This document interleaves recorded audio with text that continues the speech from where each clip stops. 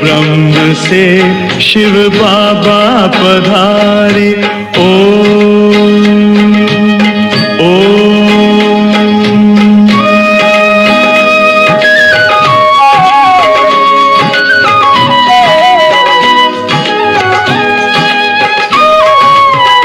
ओम की इस मधुर ध्वनि से किया परिवर्तन,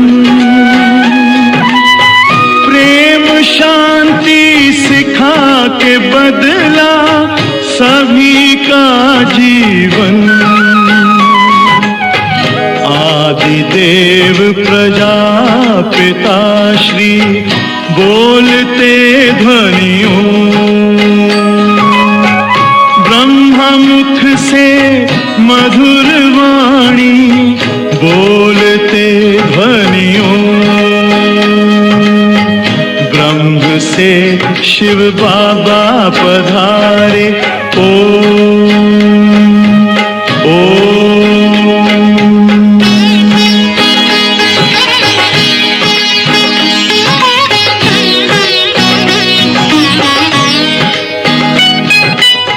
सोहनी सूरत मोहनी मूरत ज्ञान के मोती, भव्य मुख पर चंद्रमासी चमकती ज्योति। दिव्य दर्शन दिव्य वाणी बोलते ध्वनियों, ब्रह्ममुख से मधुर वाणी बोलते ध्वनियों। ब्रह्म से शिव बाबा पधारे।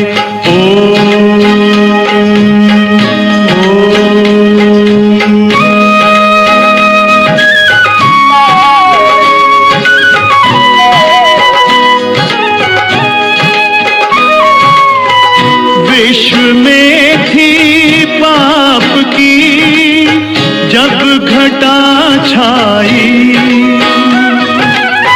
तब विभूति आप जैसी धरती पे आई।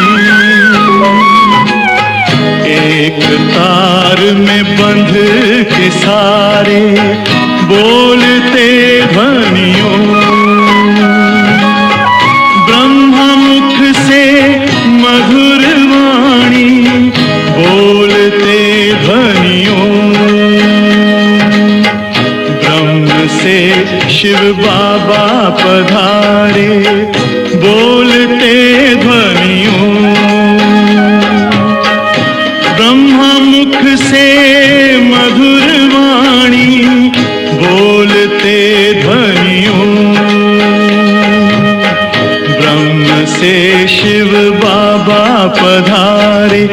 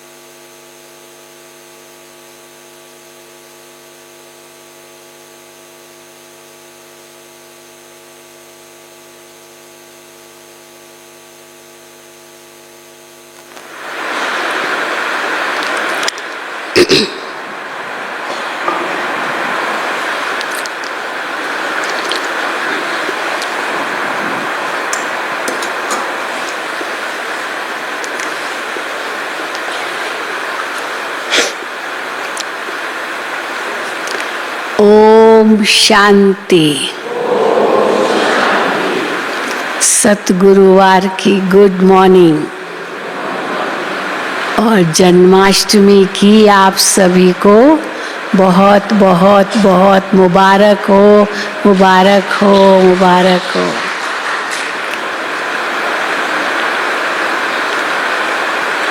आज तो रात को श्री कृष्ण के मंदिरों में भक्त लोग तो खूब मनाएंगे और हम यहाँ कैसे मनाते हैं? बाबा को भोग लगाकर श्री कृष्ण का आह्वान वतन में करते हैं। तो संदेश तो बाबा का ज़रूर मिलेगा। शशि बहन जी आएंगे। फिर आप लोग अहमदाबाद आया हुआ है ना, गुजरात, रास करने में बड़े होशियार हैं। तो भोग के बाद देखो छोटा मोटा कुछ करेंगे, लेकिन फिर अमृत भी देना है, अमृत भी पिलाना है। तो अभी हम सुनेंगे बाबा के महावाक्य। कल बाबा ने बूढ़ियों को याद किया, आज भी बाबा ने याद किया है। कैसे बूढ़ियाँ बहुत सेवा कर सकती है और अनुभवी है ना, सारा जीवन कितना अनुभव किया है और वो सुनाए तो लोगों पर कितना अच्छा प्रभाव पड़ेगा। दूसरा बाबा ने आज फिर टाइटल दिया है, तुम हो रूहानी सर्जन।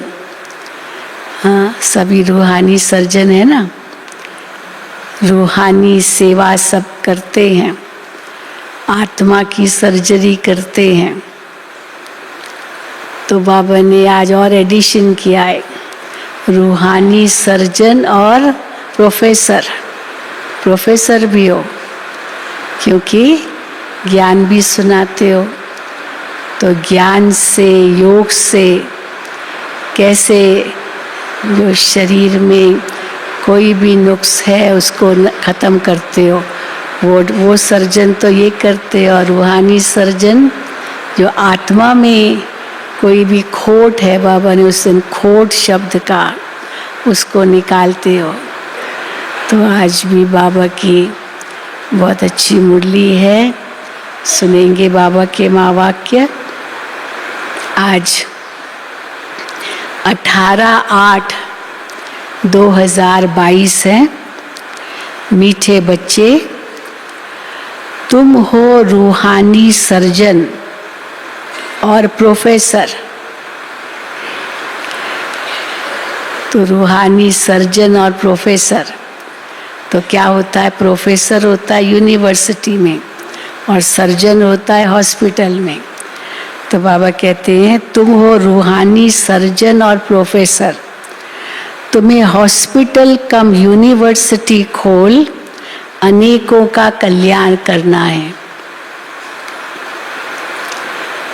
प्रश्न है, बाप भी धर्म स्थापन करते और अन्य धर्म स्थापक भी धर्म स्थापन करते, दोनों में अंतर क्या है? शिव बाबा भी धर्म स्थापन करते हैं, आदि सनातन देवी देवता धर्म, और दूसरे धर्म स्थापक भी आकर धर्म की स्थापना करते हैं। तो शिव बाबा भी प्रवेश करते, वो आत्मा भी प्रवेश करती है, समानता है। लेकिन अंतर क्या है, वो आज बाबा बता रहे हैं। दोनों में अंतर क्या है? उत्तर है, बाप सिर्फ धर्म स्थापन करके वापस चले जाते हैं, लेकिन अन्य धर्म स्थापक अपनी प्रारब्ध बनाकर जाते हैं।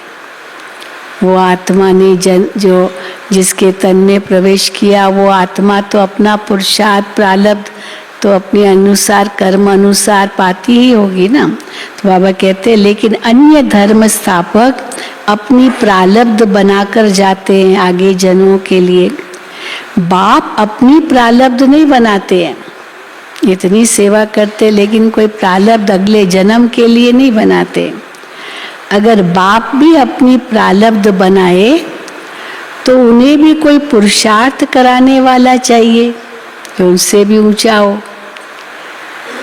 बाप कहते हैं मुझे बादशाही नहीं करनी है, मैं तो बच्चों की फर्स्ट क्लास प्रारब्ध बनाता हूँ। हम बच्चों की बनाते हैं प्रारब्ध, खुद तो अकर्ता भोगता है, सेवा करने आते हैं फिर चले जाते हैं परम धाम। गीत है, रात के राही थक मत जाना, सुबह की मंजिल दूर नहीं। ओम शांति। गीत जैसे कि बच्चों ने बनाया है, बहुत अच्छे शब्द है ना।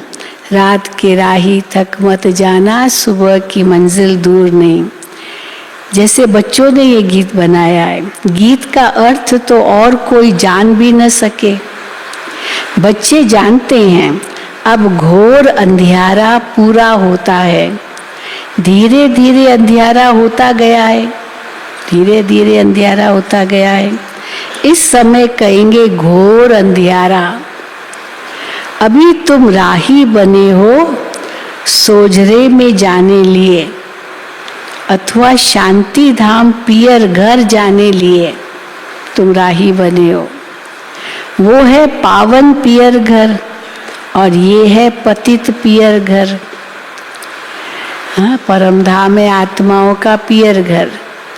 तो बाबा कहते वो पावन पियर घर और ये कलयुगी दुनिया में तो पतित पियर घर। प्रजापिता में जो पीयू बैठा है, पीयू बैठा है शिव साजन शिव बाबा, प्रजापिता में जो पीयू बैठा है उनको तुम बाप कहते हो। वो तुमको पवित्र बनाकर अपने घर ले जाते हैं। वो साजन भी है, बाप भी है, वो हमें पवित्र बनाकर अपने घर ले जाते हैं। पिता वो भी है, पिता ये भी है। कौन? शिव बाबा और ब्रह्मा बाबा। पिता वो भी है, पिता ये भी है। वो है निराकार, ये है साकार। बच्चे कहने वाला सिवाय बेहद के बाप के और कोई हो न सके। ये दोनों बाप बच्चे बच्चे कहते, और कोई ऐसे थोड़ी बच्चे बच्चे कहेंगे। बच्चे कहने वाला सिवाय बेहद के बाप के और कोई हो न सके, बाप ही कहते हैं, क्योंकि बच्चों को साथ घर ले जाना है। पवित्र बनाया और नॉलेज दी, हाँ, घर ले जाने लिए।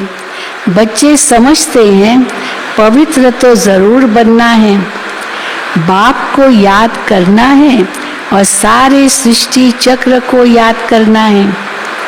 इस ज्ञान से तुम एवर वेल्दी बनते हो। ज्ञान धन है।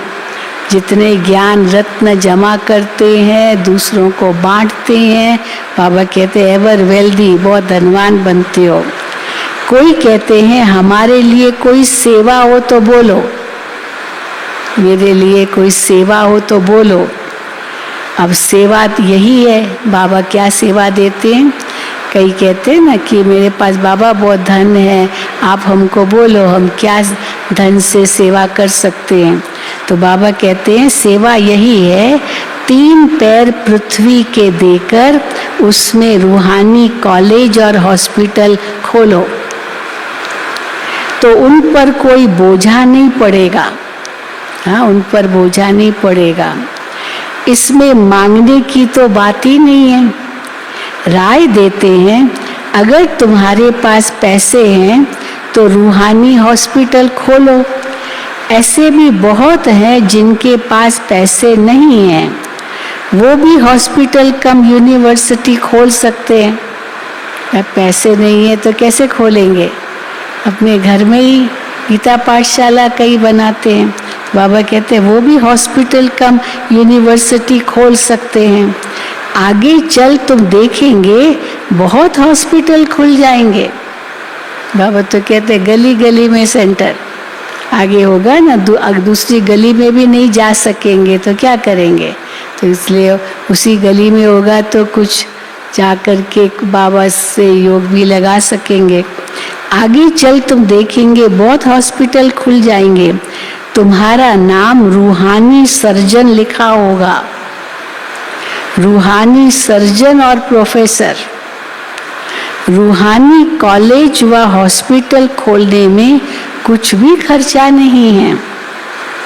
मेल अथवा फीमेल दोनों रूहानी सर्जन अथवा प्रोफेसर बन सकते हैं। केवल पुरुष ही नहीं, फीमेल भी तो आजकल बहुत सर्जन है, बहुत प्रोफेसर्स है, तो रूहानी भी बन सकते हैं। मेल फीमेल दोनों रूहानी सर्जन अथवा प्रोफेसर बन सकते हैं।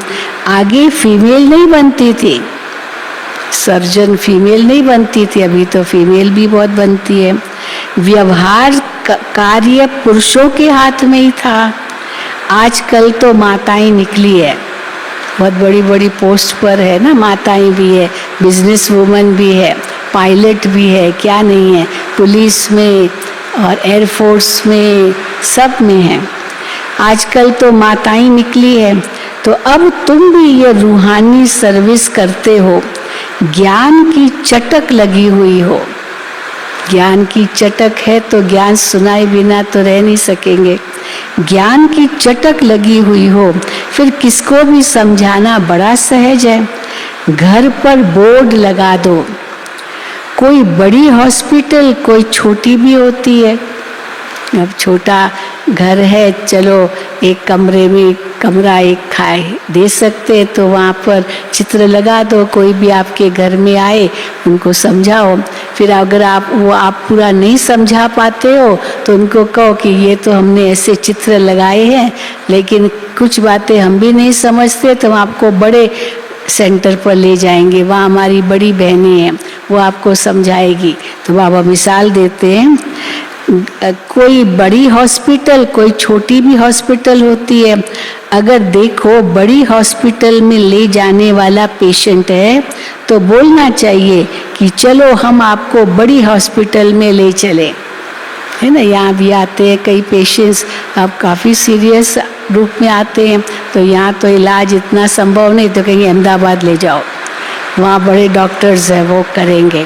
तो इसलिए बाबा कहते हैं ये वहाँ आपने अपने घर में चलो चित्र लगा दिए, कोई आया उनको समझा रहे हैं, पर वो ऐसे प्रश्न पूछते हैं तो आपको आता नहीं है, तो उनको कहो हमारा बड़ा हॉस्पिटल है, बड़ा सेंटर है, वहाँ आपको ले चलते हैं।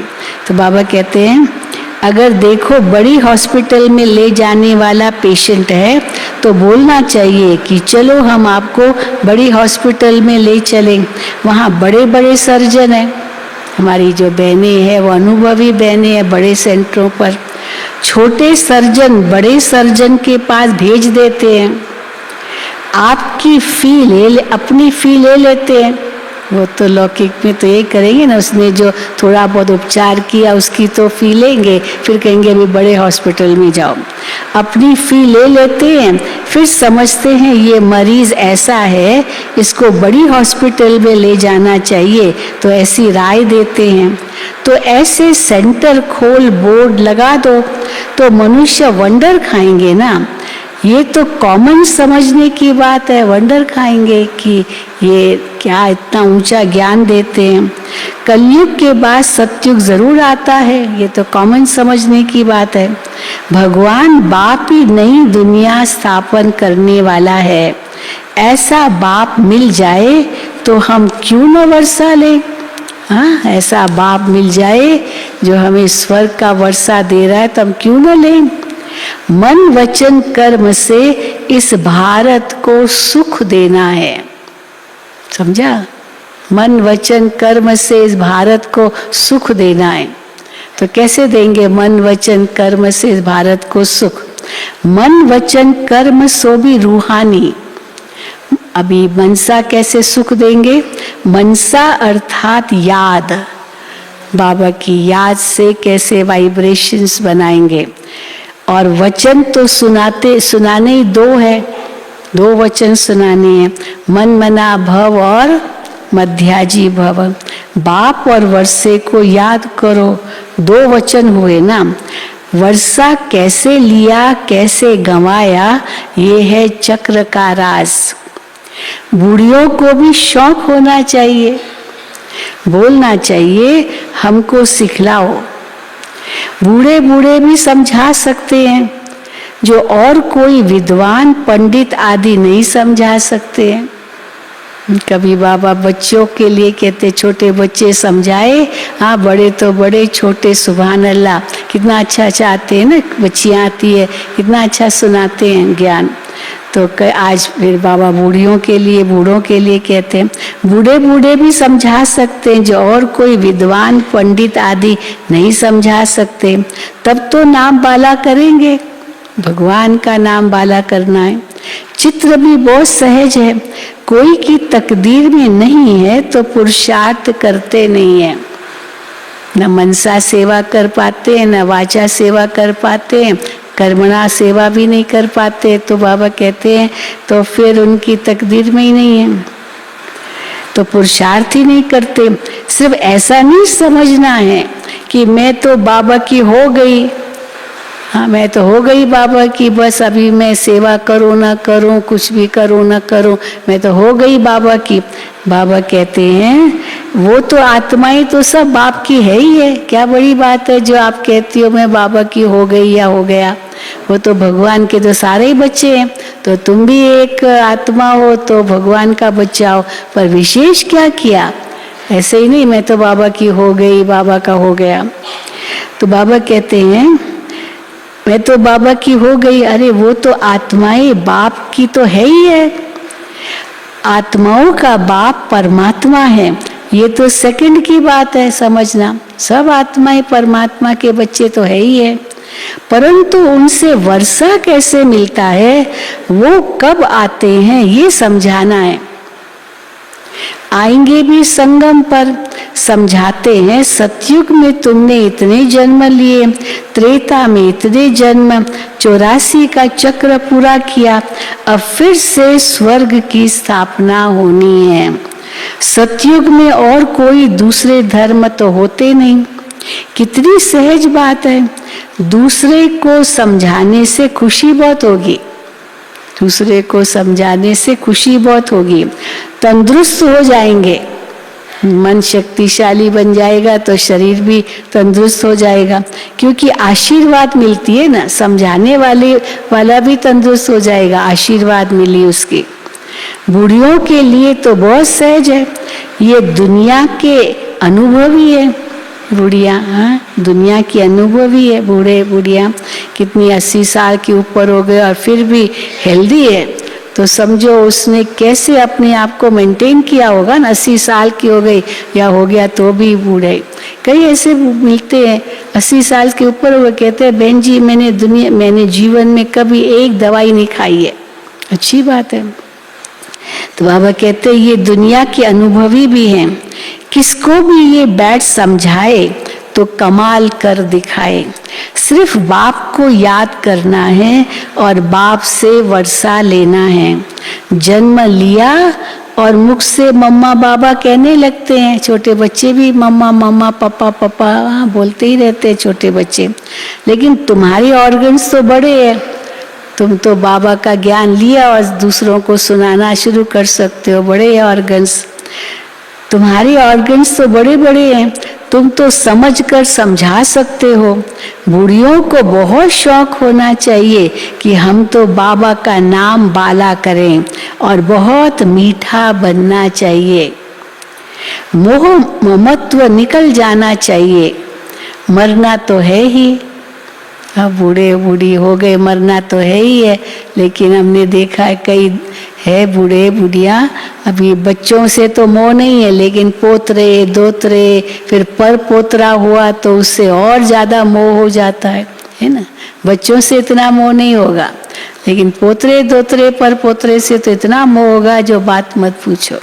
तो बाबा कहते हैं मोहम्मत्व तो निकल जाना चाहिए, मरना तो है ही है। अभी ऐसी आयु हो गई है तो कितना साल जिएंगे, मरना तो है ही है, बाकी 2-4 रोज जीना है, तो क्यों न हम एक से ही बुद्धि योग रखें, क्यों मोह में फंसे। जो भी समय मिले बाप की याद में रहें और सब तरफ से ममत्व मिटा देवें। 60 वर्ष के जब होते हैं तो वानप्रस्थ लेते हैं, रिटायरमेंट होती है ना, 60 वर्ष के बाद वानप्रस्थ लेते हैं। अब वो तो बहुत अच्छा समझा सकते हैं, बहुत अच्छा समझा सकते हैं। जो 60 वर्ष से ऊपर है, नौकरी पूरी हुई, रिटायरमेंट हो गई, पेंशन मिलता है या जो भी मिलता है, घर बैठे खाओ और सेवा करो बाबा की। तो बाबा कहते हैं वो तो बहुत अच्छा समझा सकते हैं। नॉलेज धारण कर फिर दूसरों का भी कल्याण करना चाहिए। अच्छे अच्छे घर की बच्चियां ऐसा पुरुषार्थ कर और घर घर में जाकर समझाए तो कितना न नामाचार निकले। पुरुषार्थ कर सीखना चाहिए, शौक रखना चाहिए। बाबा कहते हैं शौक रखना चाहिए। ये नॉलेज बड़ी वंडरफुल है। बोलो देखो कलयुग अब पूरा होता है, सबका मौत सामने खड़ा है। कलयुग के अंत में ही बाप आकर स्वर्ग का वर्षा देते हैं। कृष्ण को तो बाप नहीं कहेंगे, वो तो छोटा बच्चा है। उनको सतयुग का राज्य कैसे मिला? जरूर पास्ट जन्म में ऐसा कर्म किया होगा। श्री कृष्ण की आत्मा को सतयुग में इतना ऊंचा पद मिला, स्वर्ग का मालिक बनता है, तो जरूर पूर्व जन्म में इतने अच्छे कर्म किए होंगे। तुम समझा सकते हो कि बरोबर इन्होंने पुरुषार्थ से ये प्रारब्ध बनाई है।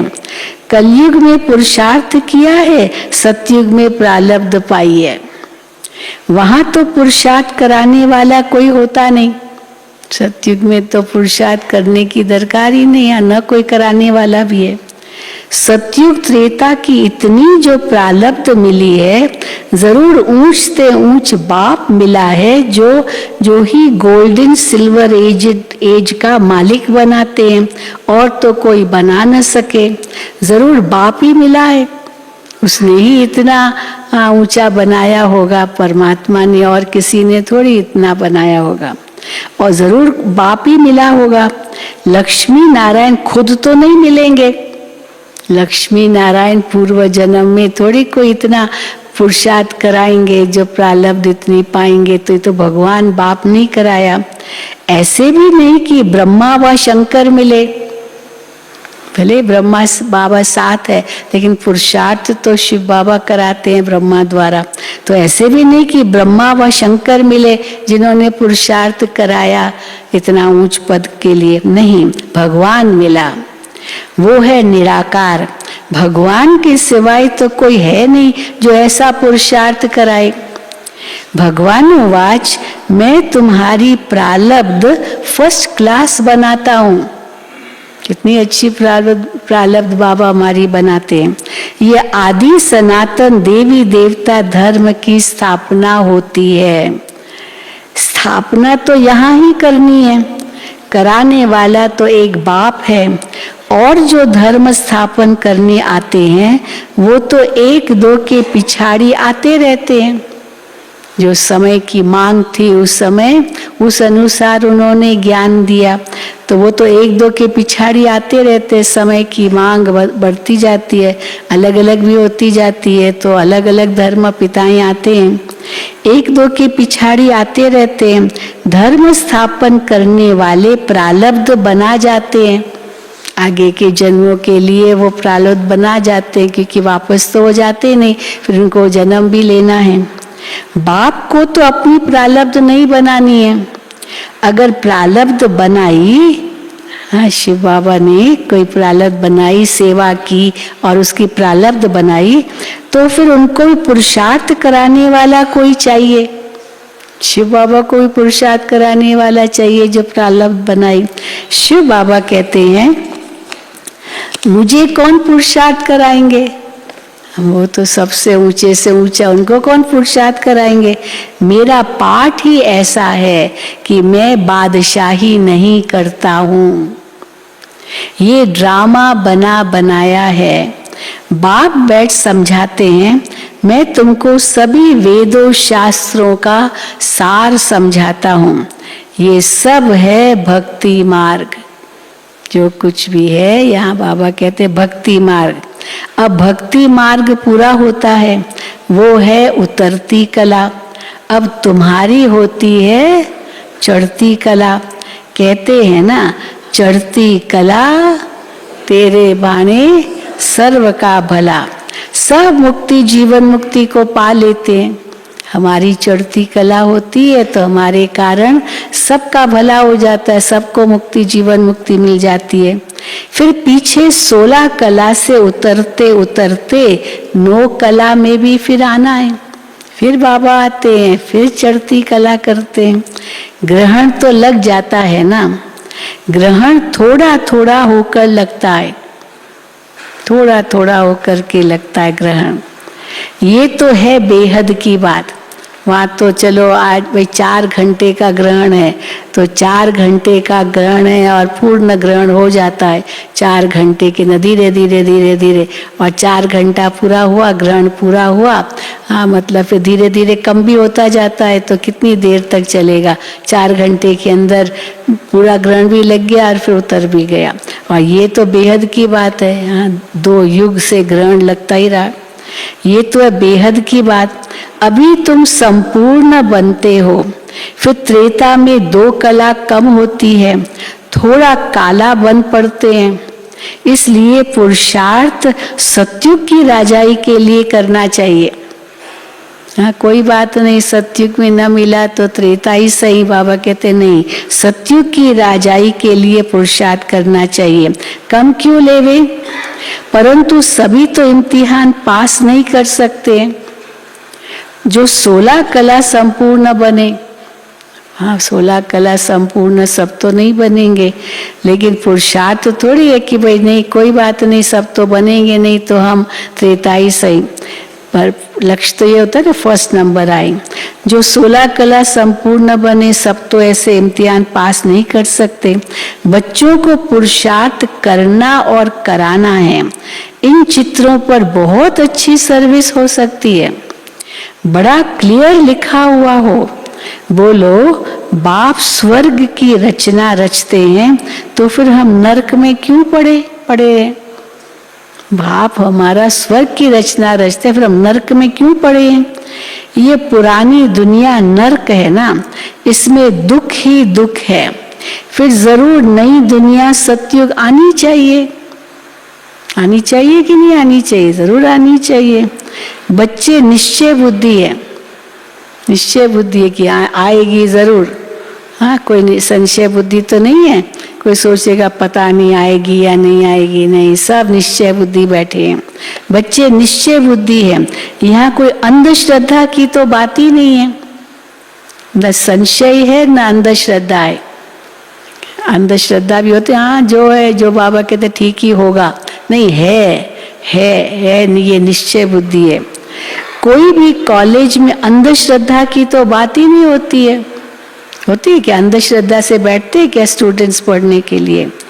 एम ऑब्जेक्ट उनके सामने खड़ी है, उनको मालूम है इस पढ़ाई से मैं डॉक्टर बनूंगा, इंजीनियर बनूंगा। अंधश्रद्धा थोड़ी है। तो एम ऑब्जेक्ट भी तुम्हारी सामने खड़ी है। उन कॉलेजों आदि में इस जन्म में पढ़ते हैं, इस जन्म में ही प्रारब्ध पाते हैं। यहाँ इस पढ़ाई की प्रारब्ध विनाश के बाद दूसरे जन्म में तुम पाएंगे। अभी नहीं राजा बनेंगे, दूसरे जन्म में तुम पाएंगे। देवताएं कलयुग में आ कैसे सकते हैं?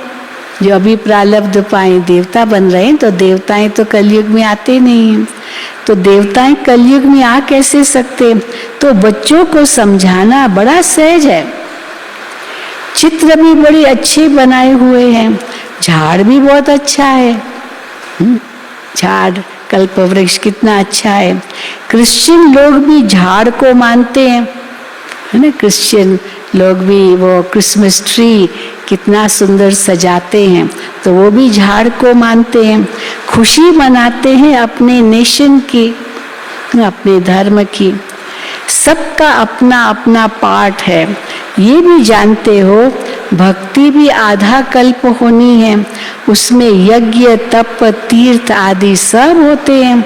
तो बाप कहते हैं मैं उनसे नहीं मिलता हूँ, यज्ञ तप तीर्थ दान पुण्य से मैं नहीं मिलता हूँ। हाँ, मेरे मिलने का रास्ता मैं खुद बताता हूँ। मैं उनसे नहीं मिलता हूँ। जब तुम्हारी भक्ति पूरी होती है तब भगवान आते हैं। आधा कल्प है ज्ञान, आधा कल्प है भक्ति।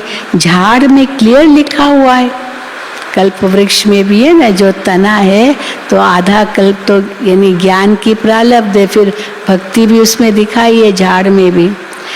तो बाबा कहते हैं आधा कल्प ज्ञान, आधा कल्प है भक्ति।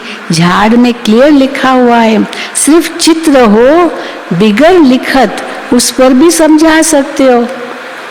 केवल चित्र हो, चित्रों में सब वैसे ही समझानी तो वैसे ही है, तो कोई समझाने वाला न भी हो, केवल दिखाओ तो भी बाबा कहते हैं समझा सकते हो। बिगर लिखत, वो लिखत न भी हो तो भी समझा सकते हो, क्योंकि चित्र तो है। चित्रों तरफ अटेंशन चाहिए। इनमें कितनी वंडरफुल नॉलेज है। ऐसे थोड़ी है कि शरीर लोन लिया है तो उसको अपनी मिल्कियत समझेंगे। अभी और पॉइंट, शिव बाबा ब्रह्मा तन में आते हैं तो ब्रह्मा का तन तो लोन पर लिया है, पर शिव बाबा ऐसे थोड़ी समझेंगे कि ये ब्रह्मा तन में मैं आया हूँ तो ये शरीर मेरा हो गया। ये शरीर ब्रह्मा बाबा का है, शिव बाबा का नहीं है। तो ऐसे नहीं समझेंगे कि अब मैं अपनी मिलके समझेंगे, नहीं समझेंगे मैं किराएदार हूँ। तो शिव बाबा क्या है? किराएदार। ये ब्रह्मा खुद भी बैठे हुए हैं, उनको भी बिठाना है। शिव बाबा खुद मालिक बैठा है इस मकान में, और ब्रह्मा बाबा मालिक बैठा है इस मकान में, फिर किराएदार शिव बाबा बनते हैं। तो बाबा मिसाल देते हैं, जैसे किसी मकान में खुद मालिक भी रहते और किराएदार भी रहते हैं। ऐसे कई ऐसे सेंटर भी है। अब खास करके मुझे याद है मुंबई में वाटरलू मेंशन था, सबसे पहला जो वहाँ सेंटर बना वाटरलू मेंशन। तो उसमें दादी पुष्प शांता की लौकिक में भाभी थी, वो भाभी का मकान था, बहुत बड़ा मकान था और अकेली थी। बच्चे तो उनके लंदन अमेरिका में थे, पति तो था नहीं, तो अकेली थी।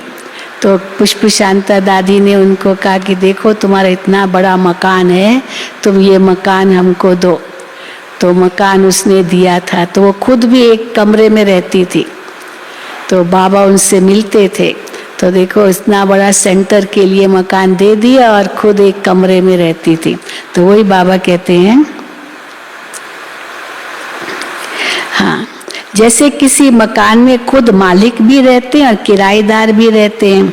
अब बाबा तो सारा समय इसमें नहीं रहेंगे, मालिक तो सारा समय रहेगा पर किराएदार तो सारा समय नहीं रहेंगे। इनको हुसैन का रथ कहा जाता है। जैसे क्राइस्ट की आत्मा ने किसी बड़े तन में प्रवेश कर क्रिश्चियन धर्म स्थापन किया।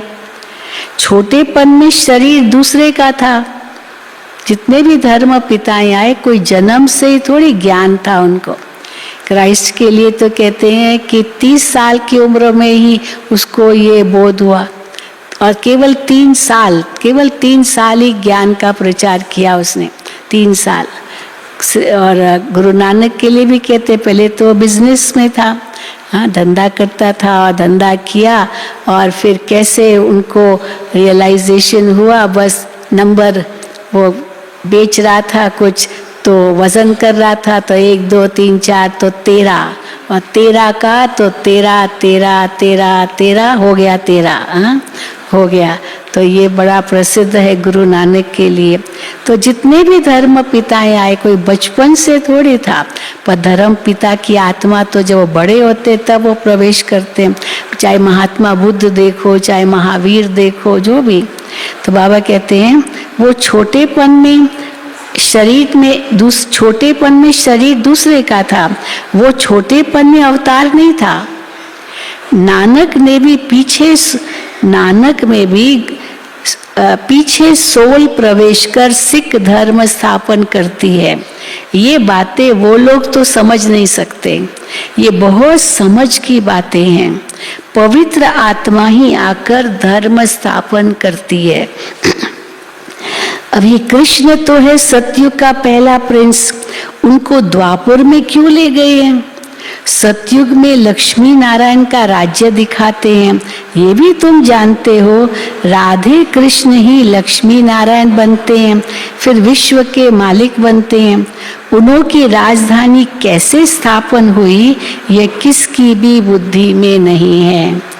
तुम जानते हो बाप एक ही बार अवतरित होते हैं, सारे कल्प में एक ही बार अवतरित होते हैं। किस लिए? पतितों को पावन बनाने। यही परमात्मा का मुख्य कार्य है, पतितों को पावन बनाते हैं। अब कृष्ण जयंती पर भी सिद्ध करना है कि श्री कृष्ण ने तो ज्ञान दिया नहीं, जिसने उसको बनाया पहले तो उनकी जयंती मनानी चाहिए। श्री कृष्ण को किसने बनाया? शिव बाबा ने। तो पहले जयंती किसकी है? शिव बाबा की जयंती है, शिव जयंती है। तो पहले तो उनकी जयंती मनानी चाहिए। शिव जयंती पर मनुष्य व्रत आदि रखते हैं, लोटी चढ़ाते हैं, कांवर ले आते हैं, खास कैसे गंगा जल ले आते हैं और शिव के मंदिर में वो लोटी चढ़ाते हैं। सारी रात जागते हैं। किसने किया है? जिसने किया वो हाथ उठाओ। अच्छा किया है आप लोगों ने। कांवर वो जल लेकर के आए और शिव के मंदिर में लोटी चढ़ाते हैं, तो बहुत किया होगा भक्ति में। तो कितना करते हैं, लोटी चढ़ाते हैं, सारी रात जागते हैं। यहाँ तो है ही रात यहाँ तो है ही रात, घोर अंधियारी रात तो वैसे ही है, बेहद की रात। इसमें जितना जीना है उतना पवित्रता का व्रत रखना है। व्रत धारण करने से ही पवित्र राजधानी के मालिक बनते हैं। श्री कृष्ण जयंती पर समझाना चाहिए कि श्री कृष्ण तो गोरा था, अभी सांवरा बन गया है, श्याम सुंदर। इसलिए श्याम सुंदर कहते हैं। कितना सहज ज्ञान है। श्याम सुंदर का अर्थ भी समझाना है। चक्र कैसे फिरता है, तो तुम बच्चों को खड़ा होना चाहिए।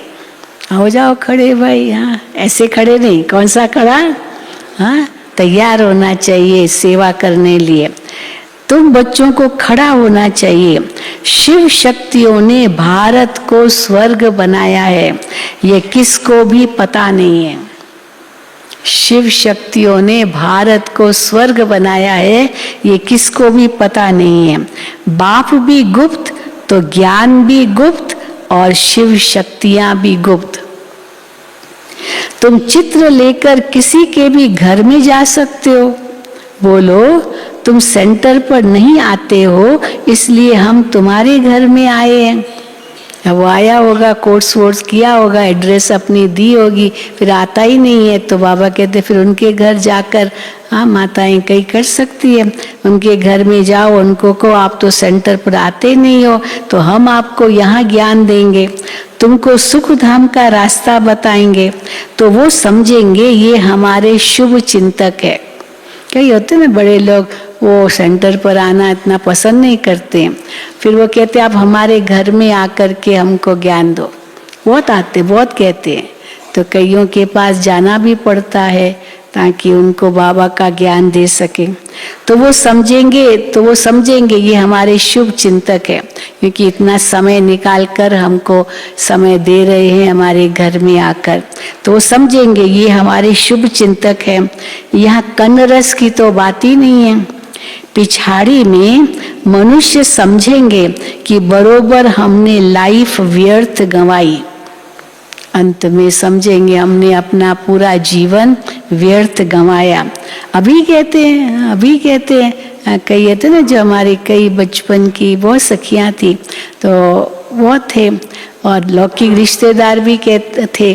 तो अभी वो जब देखते हैं तो कहते भाई जीवन बनाया तो आपने बनाया, आप लोगों ने बनाया, हम लोगों ने तो जीवन व्यर्थ ही गंवाया, ऐसे कहते हैं। तो वही बाबा कहते हैं पिछाड़ी में मनुष्य समझेंगे कि बरोबर हमने लाइफ व्यर्थ गंवाई, अपना जीवन ऐसे ही व्यर्थ गंवाया। लाइफ तो इन्हों की है, जीवन बनाया है तो हाँ इन्होंने बनाया है, ऐसे समझेंगे। पर पश्चाताप भी होगा कि हमने इनका उस समय सुना नहीं, या देखो अभी हमारा जीवन तो बर्बाद हो गया।